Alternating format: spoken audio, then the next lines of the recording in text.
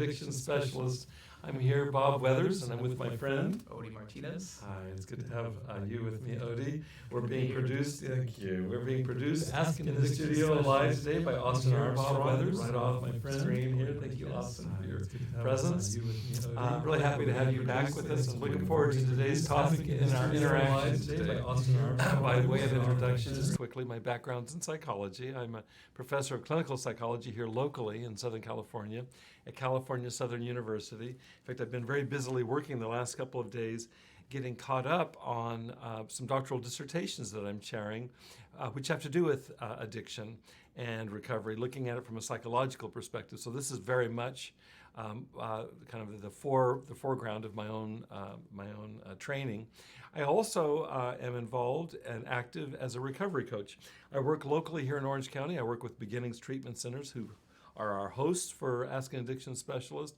I want to express a gratitude to them for hosting us each week in our podcast. And I'm coming right now, as I do each week, from the men's group that I facilitate each Wednesday afternoon. So fresh out of working with the men.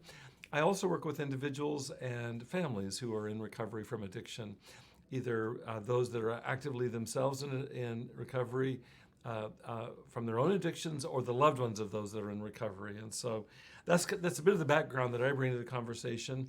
Odie has joined me, and we create kind of a counterpoint in our conversations, and you become part of that counterpoint as you engage with us. A couple of things. One is that you're welcome to write in thoughts, questions, comments as we move through the material today.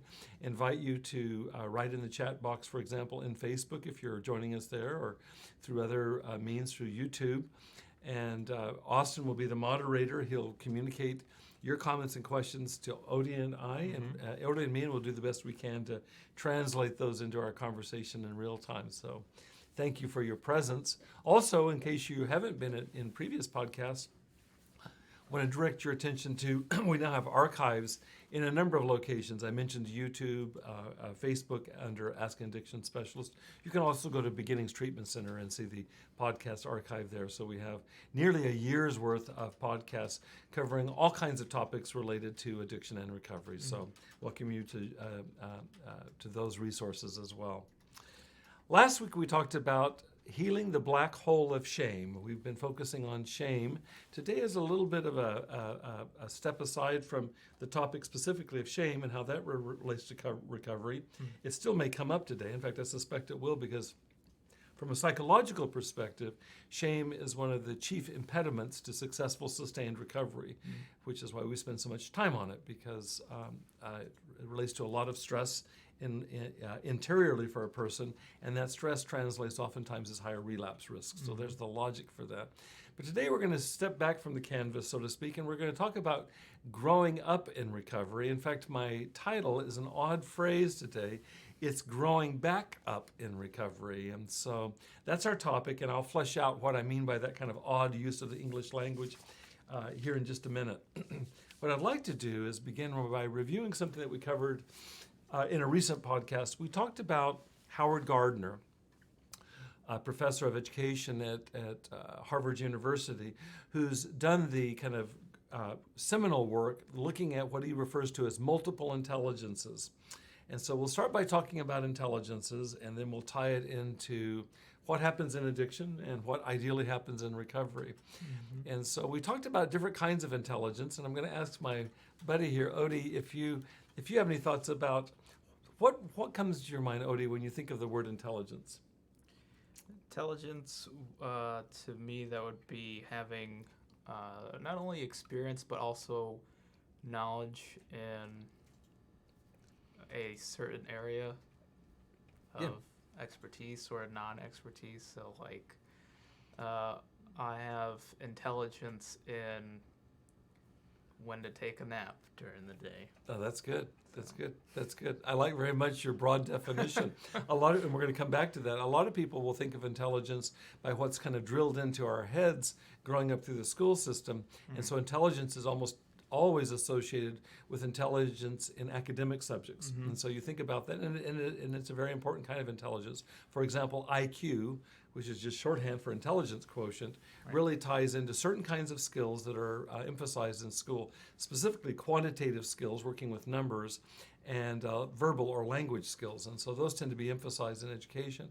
Now, what Odie has brought up, thank you, Odie, are different kinds of intelligence. For example, the intelligence that signals when you should take a nap is a very important kind of intelligence, which can be quite missed in the former kind of intelligence. You can be very smart, book smart, with words or with numbers and not know when to take a nap. I've just been reading research this week that looks at the centrality of sleep, not only to recovery, but to longevity in terms of living long lives. Wow. And that I was thinking of a friend of mine in graduate school who will go unnamed, who always aggravated the heck out of many of his classmates, including moi, is that he was able to get by on about 4 hours of sleep. And I was in a 6-year doctoral program, and so I got to watch him for 6 years. And he was able to get by on very little sleep. In fact, he and I would play tennis every Saturday morning with another 2 of our buddies in the program down at the Rose Bowl in Pasadena. They had tennis courts down there. And he could come in after 4 hours of sleep and play really competitive tennis. So some people are wired that way. But I was thinking of him when I was reading this research this week, is that as a long-term proposition for most human beings, 4 hours of sleep is just not sufficient for the body and for the psyche to kind of reconsolidate, heal, build, etc., restore energy. And so the articles I read were talking about 7 to 9 hours of sleep.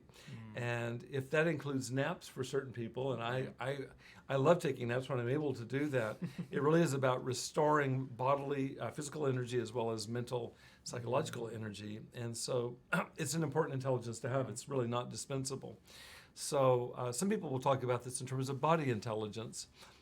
There's another kind of body intelligence that Howard Gardner talks about. When he talks about multiple intelligences, he certainly talks about academic intelligence.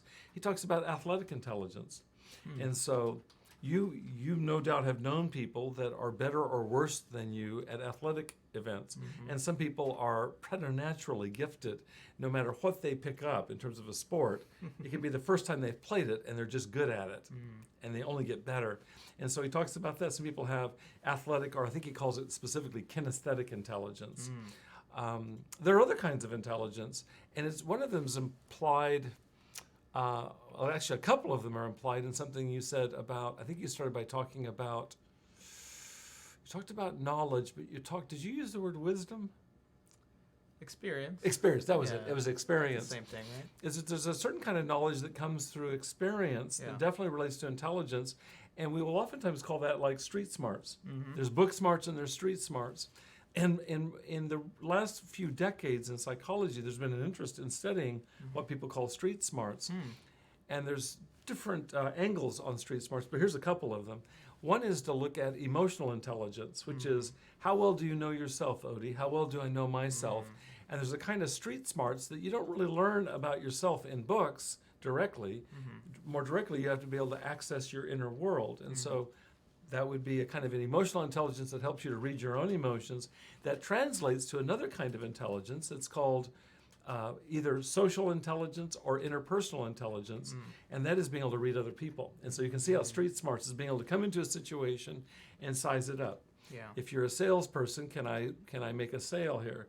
If it's a situation that there's danger that might be implicit in it, can I pick up on cues that say that this isn't safe and I need to vamoose? Does that make sense? Yeah, I'm thinking of a story as you're mentioning this. I remember a few years ago, I won't give too much detail, but pretty much I had just started working at this call center, and I started getting to know one of my coworkers, and he had an injury on his hand, and I asked him, how'd you do that? And so he gave me the story of how that happened. And then I think it was maybe a week or two ago, after he told me the story, we were at lunch with a group of other people, and somebody else asked him how he got the injury on his hand, but he changed up his story.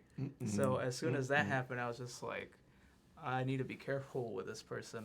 And then 5 years later, another coworker that I've talked to about this certain person, Mm-hmm. that I told him after that, like, be careful with that guy. Yeah. He told me, hey, guess what? This guy is in jail because he was stealing from people or something like that. So I was just like, wow. That's good. It's crazy that intuition that certain people have. Not saying that I have that, but that was a situation where that did happen. So you tell me, saying that's that, good. the That's way good. you explained it was That's like, good. huh. Yeah, that's good. It's a perfect example of it, and it served you, didn't it? It served you to be intelligent that way. Mhm. Yeah. That's a perfect example. You know, you use the word intuition, and there's another kind of intelligence that's right up against social and emotional intelligence, and it's actually there are actually books out on this now and research on this. It's referred to as spiritual intelligence, and there's different ways of talking about it because it's looking at spiritual intelligence kind of across religious forms, across denominations. And one of the terms that's used is that people that have spiritual intelligence have a very keenly developed intuitive set of skills. Right. And I don't know how to divvy this up for you, but I know that you value spirituality for one thing, but you kind of trust your instincts or your intuitions, and that's actually being kind of separated out as another variable in looking at that in terms of spiritual or intuitive intelligence. Yeah, that's a perfect example of it. There are other kinds. In fact, Howard Gardner talks about, I think, 24 different kinds of intelligence and makes the point, that gives you an idea of how many there are, also makes the point that it's really quite infinite. He just selects 24 that seem like to be the most important ones. Right. I'll mention a couple more that he mentions.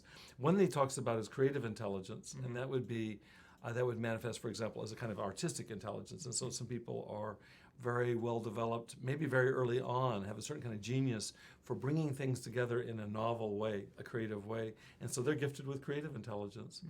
And there's one other kind that I want to add to. We discussed most of these, if not all of them, a few weeks ago in a presentation that we gave here, a podcast that we gave. But there's one that I really want to focus on today, and it will be central to our talking about intelligences as well as how they relate to recovery. And this is moral intelligence. I've spoken about this on a few different occasions, but this has to do with our ethical values. And there's been a ton of research that's been done on how it is that somebody can be very, very bright intellectually. Let's just say that guy you worked with. Let's just say he was very bright in an academic kind of way. But you might question him in terms of his morality. In fact, sounds like you would definitely question him if he's stealing from people. And so you get people that are disproportionately high in certain intelligences, let's say academic intelligence, but low in other ones, like moral intelligence. And now we get ourselves into something that's directly related to recovery. Before we do that, let me ask if I can have Austin bring up a slide here. That slide right there, Austin, that next slide. That's perfect. If you take a look at this slide, I'll try to explain it here. I hope that it's visible to you all. Howard Gardner, who we've been talking about, looks at multiple intelligences, and there's 4 listed across here at the bottom of this diagram. There's 4 intelligences out of those we've selected. Cognitive intelligence, which would relate to that first kind, the kind of book smarts. Interpersonal intelligence, we've talked about, your ability to kind of read a situation. Emotional intelligence, to have self-awareness. And then fourthly, moral intelligence. So each one of those is listed across the bottom of this graph or this diagram. Now on the left-hand side, you'll see levels of consciousness. And for shorthand, we'll just call that levels. And this has to do with how developed each one of those intelligences is. And so in order to unpack this, I have to talk about how it is that psychology would analyze the development or the progression of any one of these lines of intelligence. So we're going to do a quick lesson on English here, okay? Most of us probably don't remember when we learned this, but it's implicit in our training in language growing up as well as learning it in school. If we look at 3 different perspectives, just kind of stick with me for a second. I'm asking Odie to do this too. If you think of a first-person perspective, what is a first-person perspective? What is that? Do you have an association to, if you're looking at something from a first-person perspective, what is that? The first thing that came to mind is looking at a certain situation through my own eyes. Yes, So, that's exactly it. First person is you. Yeah, exactly. And for shorthand, we'll say I, me, mine. Has to do with me. It's very important. So, for example, if I use a sentence, I walk out the door, I is first person, and the verb is walking. I'm walking out the door, but it's first person singular. So if you learn a foreign language, I learned most that I know about English grammar by studying German. because I didn't learn this stuff growing up. You just learn you learn the language. There's kind of an implicit structure to language growing up, but you don't have parents saying, okay, Odie and Bobby, we're going to talk about first person singular today. You don't learn that. But when you're learning a new language, which for me was German and then later was ancient Greek, you have to learn how each one of these things is organized. So first person singular would be I, me, mine. And the way that psychology talks about first person is it's egocentric. And that's a big word for just meaning I-centered. Ego really means I in Latin. It's I-centered, I-centered. So that's first person perspective. We will apply this to these levels in just a second. First person. Second person. Do you have any idea what second person is? What do you associate to the second person perspective? The perspective coming from somebody else other than yourself. Yeah. In fact, it's you. So if you're the I, then I'm the you to the I. So it's I and Bob, I and you. So what's implied in second person, which has to do with you, is that if it's you and I, then it's we, it's us. And so second person perspective includes you and also us. Does that make sense? Yes. So far? And so if a first person perspective is egocentric, a second person perspective is ethnocentric. That is, we're kin. It's our group. If we want to get really kind of territorial about it, it's us, you and me, against them. Us versus them. So that's a second person perspective. And then finally, third person perspective. Do you have any associations to third person? I think of video game terms when it comes to that. It's what does that mean in video games? So in video games, third person would be you're controlling the other, like a character. Yes. And you're seeing everything around. Yes. So it's not just like you being inside of the character, you're outside different characters. That's and you're perfect. Just like controlling. That's perfect. That's situation. perfect. So so third person, you're abstracted from the person. You're not actually seeing through their eyes. You're watching them, and you're watching them interact with the environment. Yes, so exactly. That sounds perfect to me. Yeah. So whether it's language or video games, this works. Okay. Third person really is if first person is I, if second person is I and you or we, then third person looks at things objectively or at arm's length, like you're saying with video games. And so you can actually say third person looks at that as an it, as an it, or a he or a she. But it looks at it at arm's length. It looks at it abstractly. So you're not actually looking through his or her eyes. You're looking at them as they're interacting with the environment.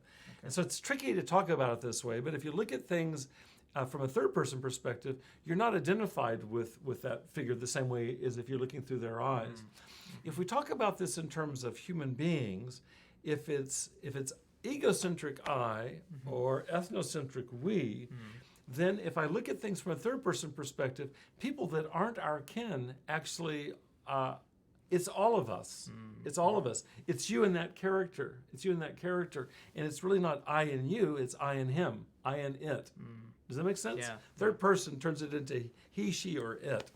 This is tricky to talk about. When we apply it, it'll make more sense. But if we just for summary, first person is egocentric, I, me, mine. Second person is you or we, and it's us against them. Third person is really wrapping your arms around all of that. We're going to call it the world, so we're going to call it world-centric. Egocentric, ethnocentric, world-centric. And world-centric means all around the globe or all around whatever is in our perception. And that means all of us, you and the figures out there playing, third person. So I think we probably all speak this easier than we analyze it. So I'll own up to that. So if we think about these three different perspectives, and what I want to do next is I want to tie back to this diagram of Howard Gardner's, and I want to ask us a question in terms of what happens in addiction, and specifically what I want to look at is I want to look at moral intelligence. We talked about these four different kinds of intelligence in this diagram: cognitive intelligence, interpersonal intelligence, emotional intelligence, and moral intelligence. They're all relevant. But in addiction, we want to ask a question: what happens in terms of our ability to be higher or lower on each one of these bars? Would you mind bringing that graph up again if it's not there? Thank you, sir. We're getting there, and there she be. Okay, there it is. Thank you. Okay, so if we look at this graph here, let's assume that you and I start off and we're not addicted, and let's assume that across all of those intelligences that we're relatively high, we're able to interact with concepts, that is cognitive intelligence, as well as with others, as well as with ourselves, as well as with our values, from, let's say, a third-person perspective, which is inclusive of all. To put this in practical terms, in terms of morality, it's not that I care just about myself. It's not that I care just about my kin. It is that I care about human beings.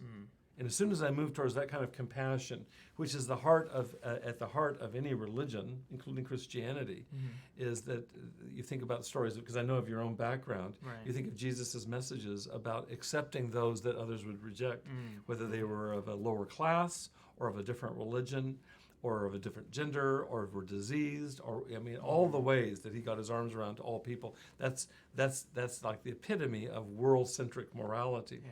And so on a good day, let's say Bob and Odie are able to do that, okay? But let's say it's no longer a good day, okay?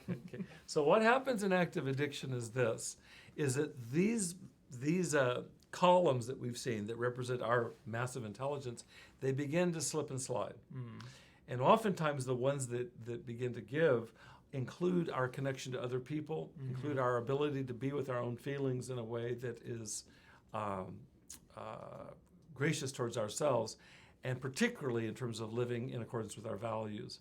And so what will happen is, you see in this diagram, is that the three intelligences to the right all begin to slide. I say that the one on the left doesn't necessarily slide. There are plenty of people that can actually continue to function. Sometimes it's called a functioning alcoholic or a functioning addict. Continue to function like in a workplace or an academic place. That's not where it shows up. It'll show up in relationships and in terms of living true to their moral values. Those will tend to slide. Does that make sense so far? Okay. Yeah. Thought about, I don't know if I saw this in a movie or if this actually happened, but maybe I heard it on a podcast or something, but I've heard of somebody, it was a testimony actually, sorry for jumping back and forth, but somebody gave a testimony, and they explained how I think they were addicted to heroin, and they explained how that they would do what they do, like either after work or during the weekend, and then they would go into work perfectly fine. Or there'd be days where they actually would go into work that way, but they could still function and still do their work. So you can get by with certain things that you've overlearned. You know, for example, tasks that you do in the job that, let's say that you can do those on automatic pilot. Automatic pilot, to a certain extent, may continue. Depends on how severe the addiction is, but you can get by, hence the idea of functioning. I'm functioning, which is actually what feeds into part of the denial for anybody in addiction is, I seem to be getting by okay, I'm doing work okay, or I'm making it in school, I'm not failing yet in school. The problem is these other areas begin to suffer. So what begins to suffer are these two other perspectives, is that third-person perspective begins to drop out. And so I'm going to put this in an interpersonal way, and I'll just use you and me as an example. Let's say that we're friends and I move into addiction, and so there's a way that I will have been loyal to you and also kind to other people. And as I move into addiction, and I'll explain the brain behind this in just a second, as I move into addiction, I began to exhibit more and more insensitivities to other people. And you notice that. You go, Bob, what's going on? You're not usually cruel or judgmental or bigoted. And all of a sudden you start noticing kind of rough edges around that.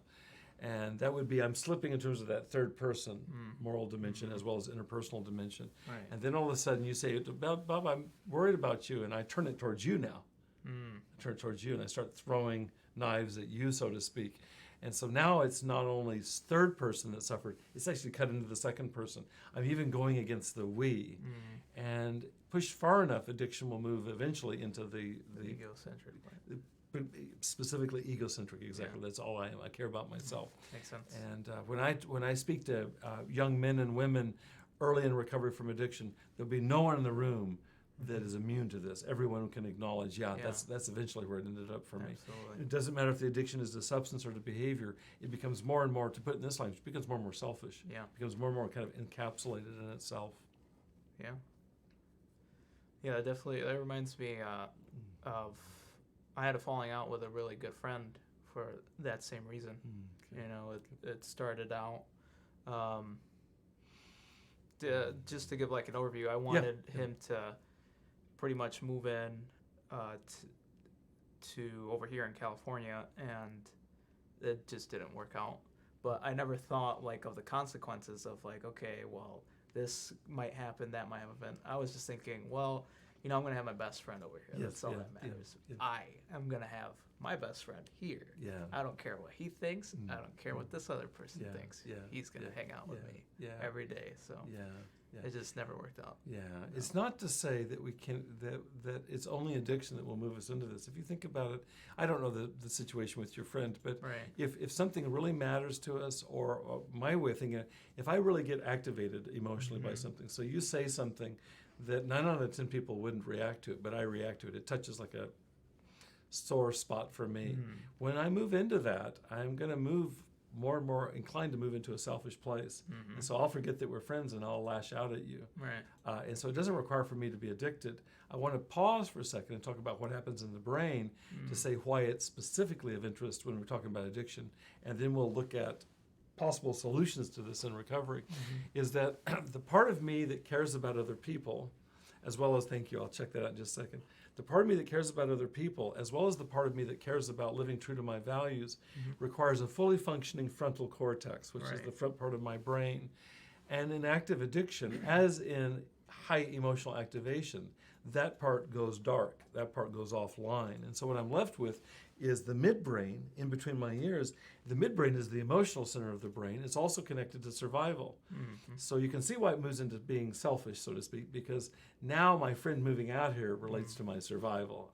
I need him, and there's no way that I eventually we'll get to a place where we don't care what it is for him, we care what it is for us, or all the other examples we could come up with. And so the way it goes in the brain is the qualities that require for those bars of intelligence to be high for Odie and Bob, they require fully functioning frontal lobes.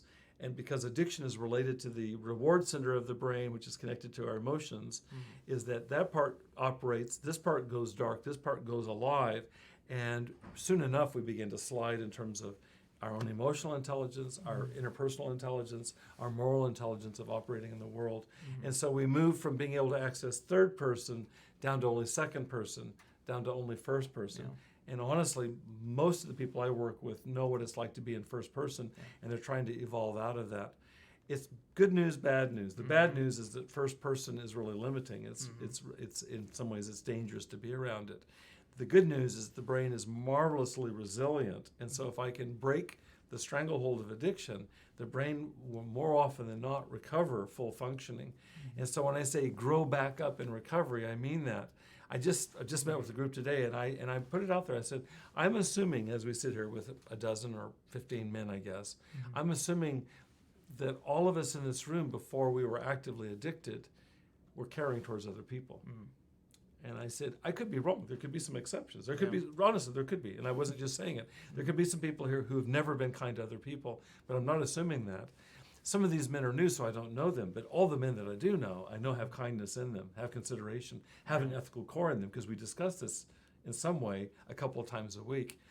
But having said that, it doesn't matter what your morality was ahead of time or mine, is that addiction will negate or trump that, reduce that, and we'll end up doing things that violate where we were before. So the goal is, what can I do? In fact, I had one client today say, what I need to do is just have somebody, nail my foot to the ground so I can get sober. Because if I can get sober, that will come back. And if you had it before, it will come back. You have to grow it back. You have to grow it back up, or grow back up in our language. Let me see, there's a comment here. Somebody says, I remember growing up thinking that if someone was cognitively intelligent, then they would automatically be intelligent every way, including being morally good. I grew up that same way. Did you grow up that way? Yeah. I grew up that same way. I'll give you an example of it that comes close to home. I have two very intelligent parents. I was really blessed with really intelligent parents. And hence my siblings were intelligent. And hence I was blessed with a fair bit of intelligence. And so I'll not talk about my parents anymore, and I won't talk about my siblings, but I'll talk about me. It was so painful for me to realize in my own active addiction that whatever intelligence I had, that first one, cognitive intelligence, did not pertain to all the other kinds of intelligence. And so I began to do things that I thought were unthinkable. In fact, before I became addicted, I could not imagine how somebody could do something so stupid as what I ended up doing repeatedly. Yeah. And so I could not understand that. And so it takes either a lot of emotional intelligence to search one's soul to see where it is we can get caught in these potholes, is what I call them, in the psyche, where you get caught and all of a sudden you're doing things that are against yourself. And or active addiction, because addiction really levels us out very rapidly for most people, especially more serious addiction, which is what I experienced. And so my sense of people being smart, like my parents or like my siblings or like myself, was humbled radically by how stupid I could be in addiction. And it's really very, very humbling. So I think that's a common, I appreciate this comment. I think it's a common misunderstanding. And in fact, one of the comments that came up today in the group was, have you ever had, we were talking in the group openly, these are men who are in early recovery, have you ever had somebody say, what kind of person would do that? Or some version of that. A variation of that would be, how could you be so stupid? There's tons of variations, but that gets at the essence of it. And so we were entertaining that question, and this group, because we've been together for a while, I can tell you how it's possible to be that stupid. I can tell you what kind of person does that. And the answer is a person in active addiction. A person in active addiction, I don't care how moral you were before, I don't care how smart you were, book smart, is it dumbs us down and does it very quickly.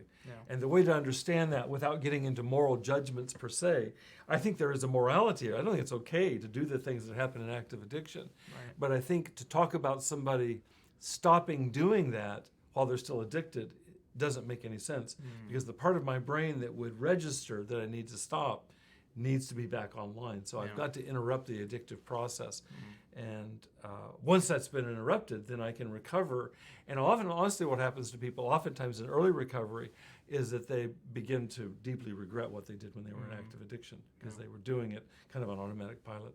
I sat earlier today with a gentleman who wept throughout our conversation, and the weeping was a function of how much pain he's caused others, as well as how much loss there is to himself for all the years lost in active addiction. That only comes, or that primarily will be activated in sobriety, because now the part of the brain that can actually look back on that and regret that, because it's a violation of one's reason for being here on this planet.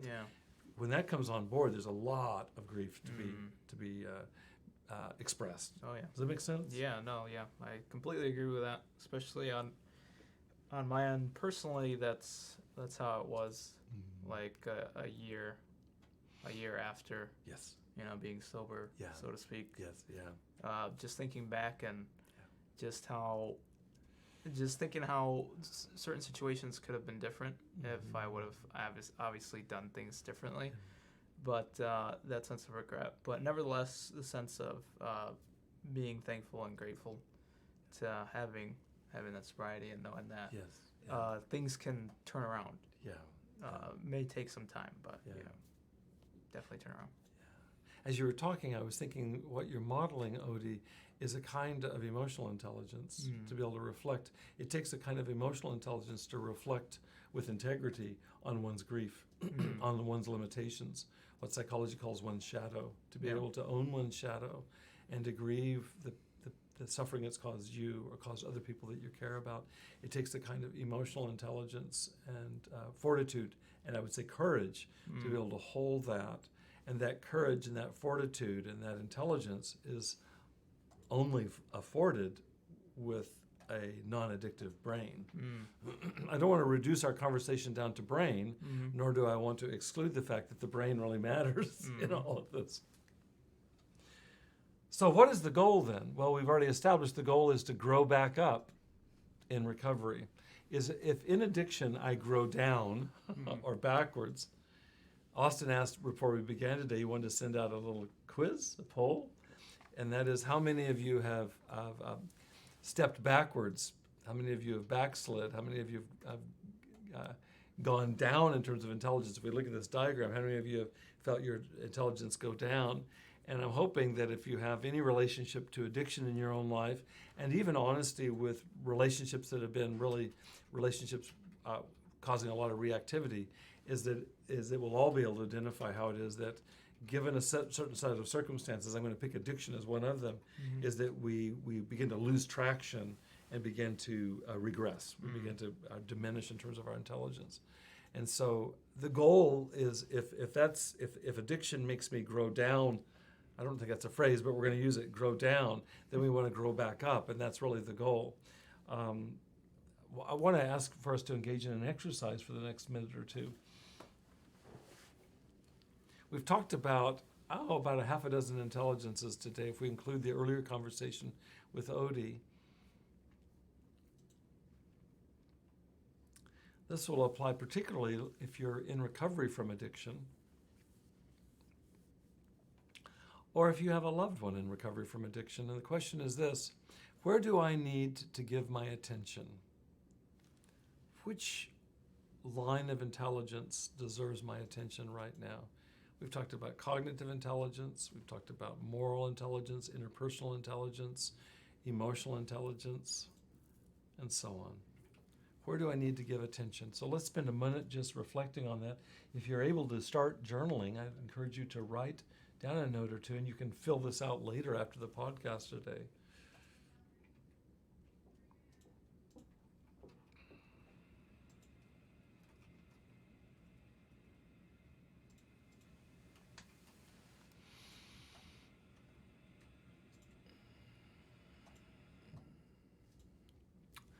There's a great comment that's come in that I'll get to in a moment. I'll get to it in a moment.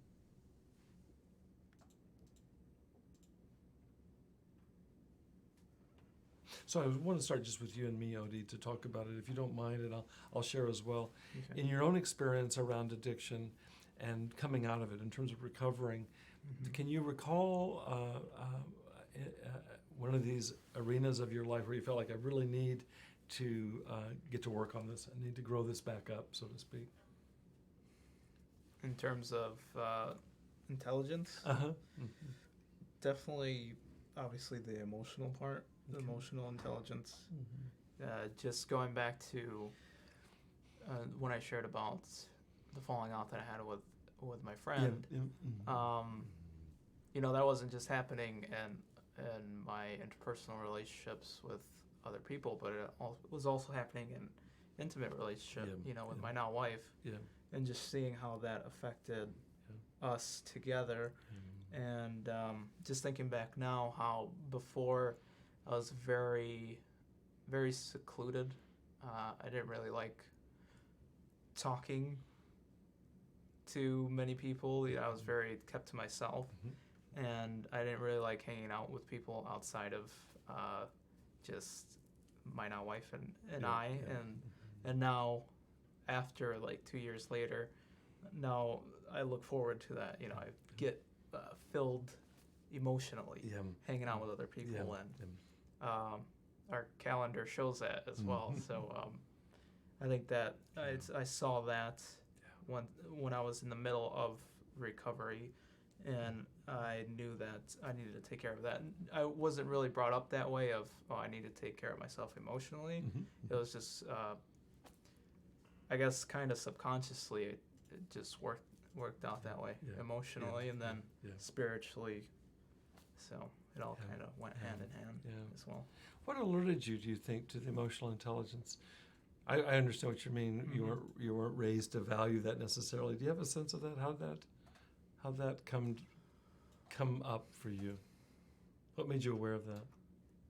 I think just how it was my relationship with my then girlfriend, now wife. Just seeing how we were just hurting each other, emotionally, you know.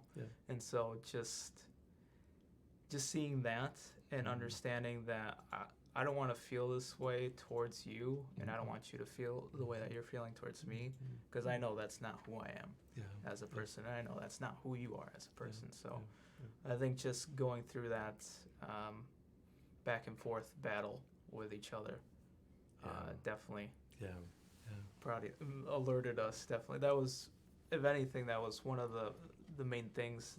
Our relationship was what led us to seeking Christ, like a relationship with Christ. So, definitely, that's what kind of red flagged. Yeah, So. yeah. You remind me of today's group as you're talking, Odie, as I was struck by how several men in the group today talked about how it was family or love relationships, intimate relationships that really got their attention in terms of wanting to turn their lives around. Right. Is that it oftentimes starts with the relationships that matter the most to us. That it's kind of a wake-up call. Because like you with your then girlfriend, you can see that it's eroding your relationship. And if you value the relationship, you might be willing to expend the energy it takes to turn it around. And if you didn't have that, you might have been less inclined to address the addiction in your life. Yeah. Certainly that's the case for me as well. Yeah. Yeah. Yeah. There's a lot of talk in the various self-help support groups, for example, the 12-step program, on making amends. Yep. You know, and really going to people and trying to bridge to forgiveness as well as changing our lives. It's not a real amends if I'm not willing to change my behavior. I was thinking of that as you were talking to how central it is to the healing programs that address addiction. Yeah. I feel very parallel as I was listening to it. I just feel very parallel. It was like I can remember in early recovery for me, it was still dicey. It was still more like this as my brain and body and soul were recovering. Right. And then as they began to get more stable and I began to feel more reliable to myself, it was clear that I needed to reach out and to make things right with people that mattered most to me in my life, just like for you.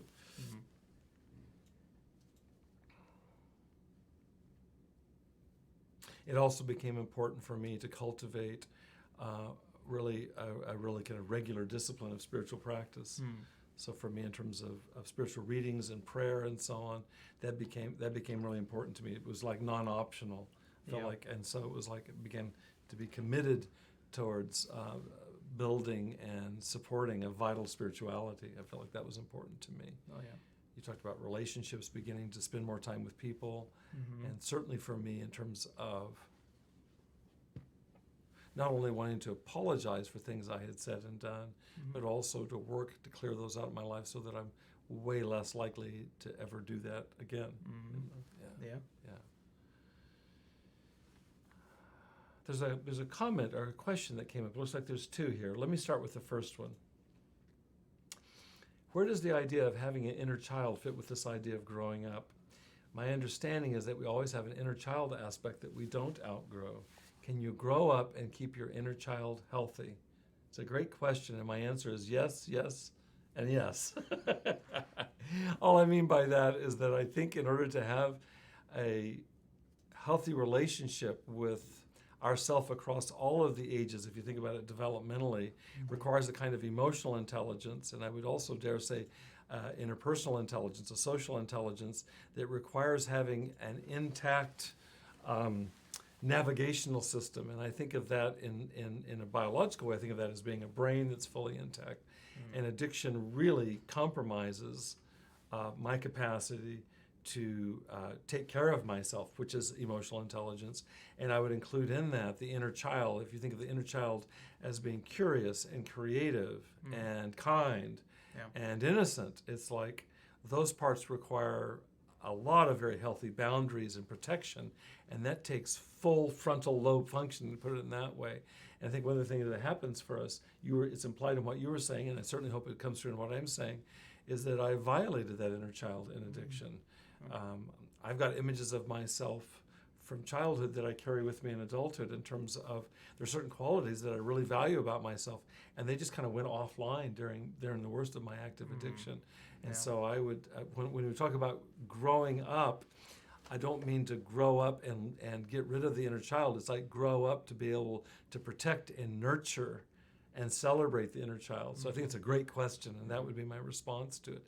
It takes a lot of active parts in our being, active adults, active adolescents, to active wise old women and men to protect the inner child within us, and that requires a lot of maturity, it seems like to me. There's another question. In early recovery, I had a weekly routine of assessing each important line of intelligence with the support of a buddy. So that would be each of those lines that we talked about, making sure that we're doing okay with those, and you were doing this with a buddy. Now I just occasionally check in to sense if I need to put more attention in areas that are lacking. Okay. How do you suggest people work with these lines of intelligence over time? Let me answer that as we move forward in the presentation. It's a great comment, great question. And what it suggests is that what might work today, like what worked for you earliest in recovery, might evolve over time. Right. And I would suggest that to our audience as well, is that our ways of hosting these various parts of ourselves, we're calling them lines of intelligence today, those may well transform over time, and necessarily so. So the next question in the outline here is, where do we start? And that's really implied in, how do you suggest people work with these lines? How do we do that? Where do we start? I want to share with you, first of all, a synchronicity. A synchronicity is something that looks coincidental that may not be such a coincidence. And I typically look at things that happen that strike me as a coincidence as being more than just happenstance. And so, for example, if you're in a faith tradition like Odie is, you probably look at this as God's timing. So that would be an example of that.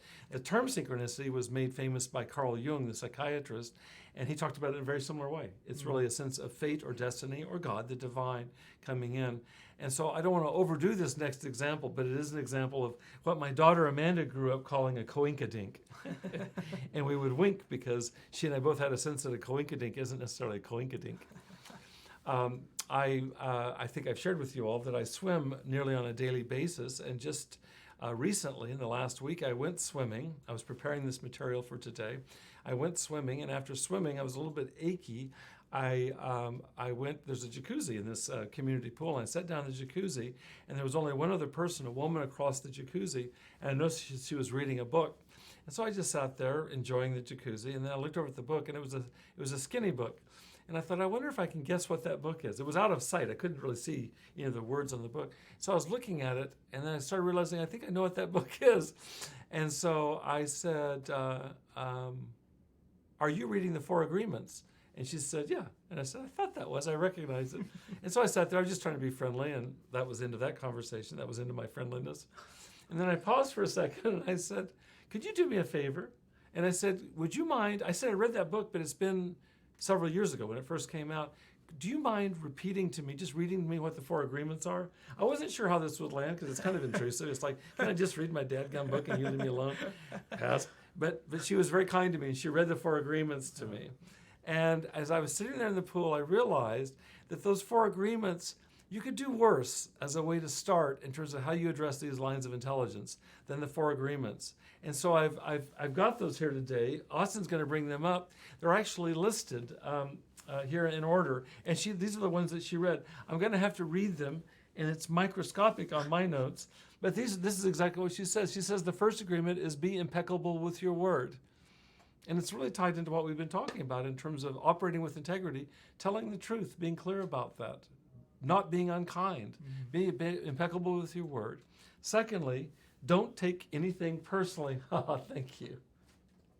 Thank you. Bless your heart. Oh, that's so nice, Austin.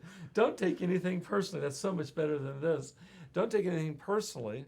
I'll tell you what, in active addiction, we take everything personally. And why is that? The frontal lobes are what provide a buffer against taking everything personally.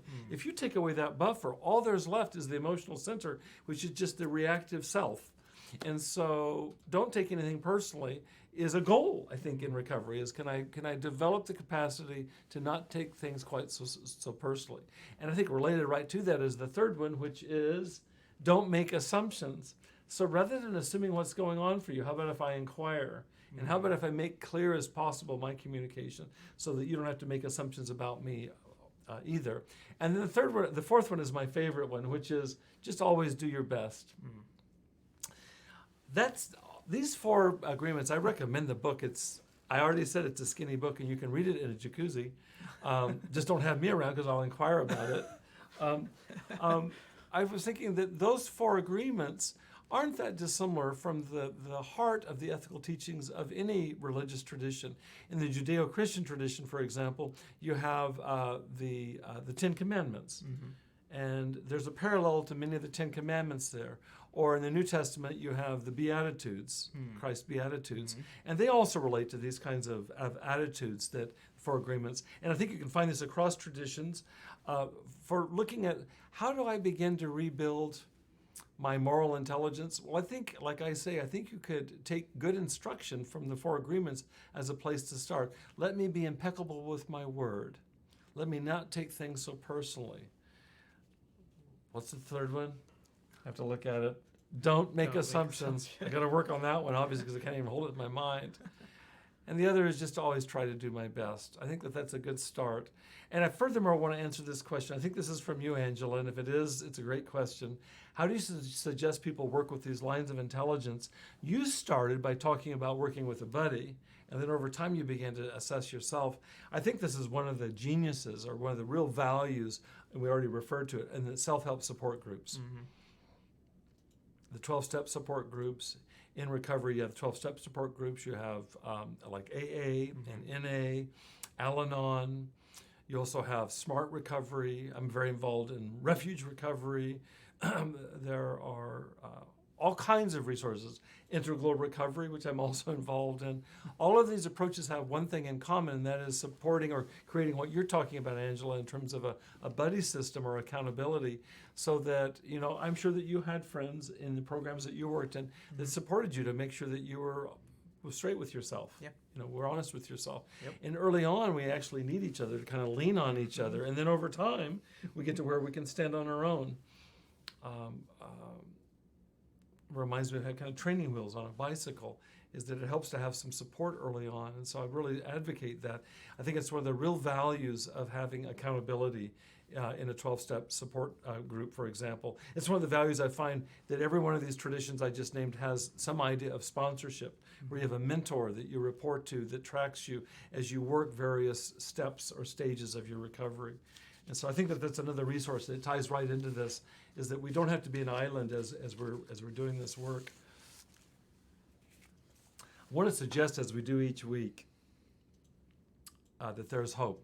I want to mention something. When I was in graduate school and studying to become a psychologist, we studied the work of one of the primary students of what's called psychotherapy outcome research. He looks at outcomes of therapy and finds out what's effective. And this man's name was Jerome Frank. He was a psychologist, Jerome Frank, who developed what he called the demoralization hypothesis. And his idea was this, is that people come into therapy for all kinds of reasons. They come in for addiction, they come in for depression, they come in for anxiety, they come in for PTSD, they come in for relationship problems, they come in for parenting problems, they come in for occupation. There's all kinds of things that people come to therapy for sure. But he says there's one common denominator. This is what Jerome Frank said. And he says that common denominator is demoralization, which is to say people come in most often when they're close to or already have given up hope. Is that for most of us, we rely on ourselves, we rely on some friends, and when that's not working, okay, maybe I'll go see a therapist or a counselor right now. And so in that spirit, what he said is that the seed to all effective psychotherapy, I said he's a psychotherapy outcome researcher, he's looking at what's effective. He says no matter what the method is, and actually no matter what the presenting problem is that hope must be restored. And so we talked about the installation of hope. And so each week when we finish up our podcast together, we talk about there being hope, and I believe that there is. And as I reflected on it this week, this is after my reflecting on it, this is after my jacuzzi experience with the 4 agreements, reflecting on that, is that the hope, it seems like to me, is that we are able to rebuild our very selves. If you think of ourselves as being, for today, as a combination of various kinds of intelligence, and the fact is, I said earlier that Odie and I are all high across all 4 of these and others. No, that's not the case, is that there's variation. You're higher in some than I am and vice versa. I've got really high drumming intelligence. I don't know if that really counts. It's a very specific kind of intelligence. You've got very high video game intelligence, and I can assure you that I do not come close to your video game intelligence. If you know how to even play a video game, you're better than I am. So thus it goes. There's variation and so on. But it's looking at where it is that we're wanting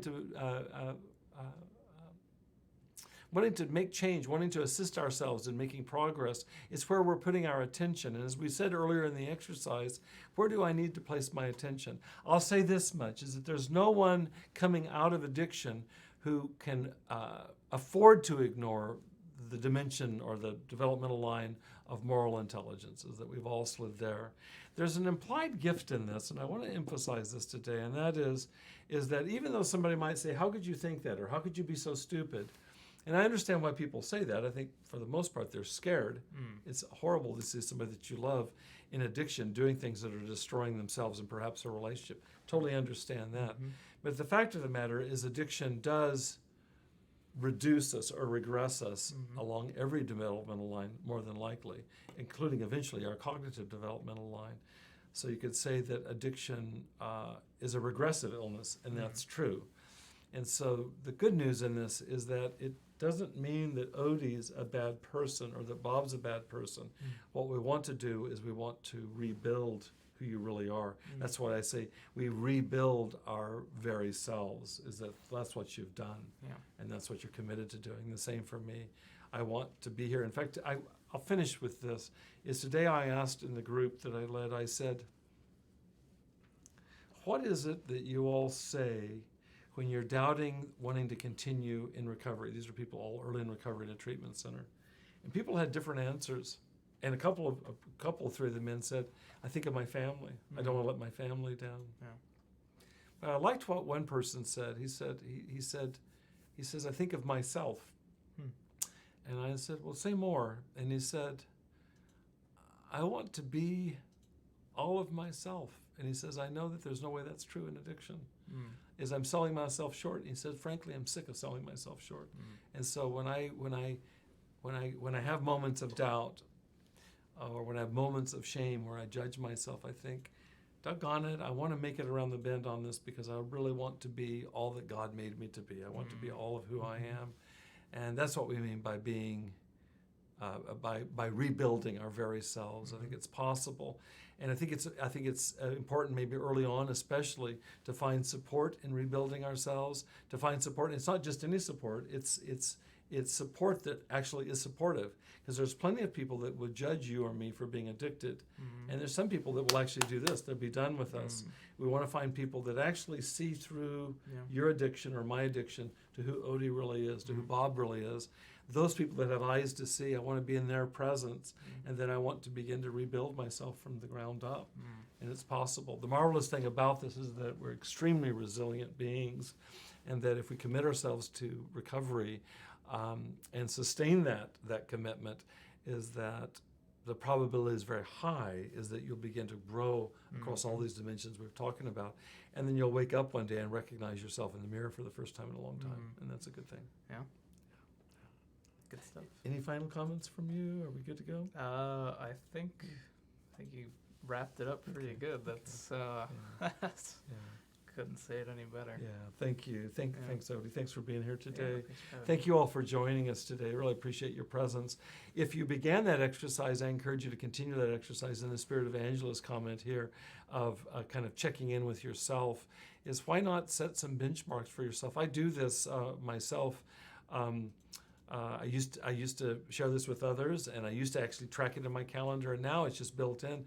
But there's certain practices that I'm engaging in on a daily basis, including morning quiet time. I've already talked about swimming, and the various activities of the day. There's certain things that I do. They're built into my routine, and it's important that I continue. I was reading an article this morning, I think it was in the New York Times, that was talking about building habits, especially in the early morning. They were looking at people that are successful in the world and what are their mornings like. And what was interesting is it's variable. But every person they talked to, they looked at 300 different people. They all have something they do in the morning to take care of themselves. For some, it's exercise. For some, it's meditation and prayer. For others, it's working out in the garden or going for a walk, whatever it is. But the point is that they do it every day. They do it every day. And when they miss it, they don't beat themselves up, but it becomes habitual to where it's like, so this morning when I wake up, before I start anything else, I do what I do to kind of get things on track. And it's built right into this for me. And so some way to track it for ourselves and to have others engage with us that will join us in tracking what they're doing for themselves. let's all join together in rebuilding our various intelligences. We can all grow back up, and that's a good thing. So thank you for joining us. Well, next week what we'll be looking at is we'll be going back to the very roots of addiction. We'll be talking more about addiction, looking at the roots of it. So come back for that conversation next week. If you have any final comments or questions to Odie and me, you can send them to Austin and he'll get those to us via the Ask Addiction Specialist Facebook page. Or you can also go to YouTube. You can also go to Beginnings. You can also go to my website, and on my website is a way to email me. It's right there. So it's just bobweathers.com. You can go to that. In any case, I'd love to hear from you and love to respond if we can be helpful. If you like today, give it thumbs up or whatever you do online. I don't know. Say, yeah, it was good. And if not, don't say anything, please. No. We're glad that you joined us. Appreciate you being here. Come back and join us next week, and I wish you an intelligent week. Okay, take good care of yourselves. Thank you.